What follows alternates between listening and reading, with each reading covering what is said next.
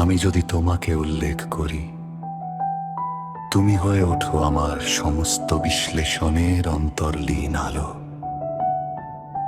শব্দের অন্তঃপুরে তুমি তখন অনুভূতির দীপশিখা, শৈল্পিক সৃষ্টির অনন্ত অনুরণন, সুরের মূর্ছনায় ভেসে থাকা এক পুষ্পিত চলমান চিত্র।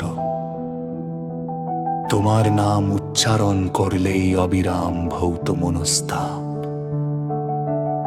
শিশির হয়ে ঝরে পড়ে হৃদয়ের ঘাসে, নিস্তব্ধতার বুক চিরে জেগে ওঠে শতশুদ্ধ স্বর, আবেগের আদিম ভাষা, ভালোবাসার অমিলীন ব্যাকরণ।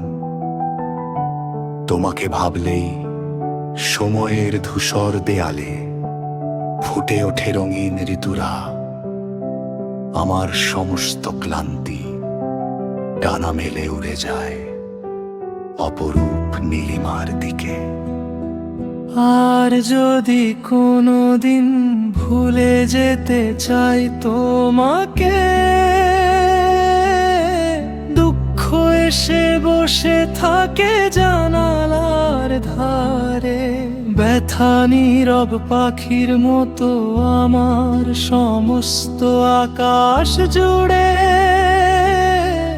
অদৃশ্য বিষণ্ণতার গান গায়।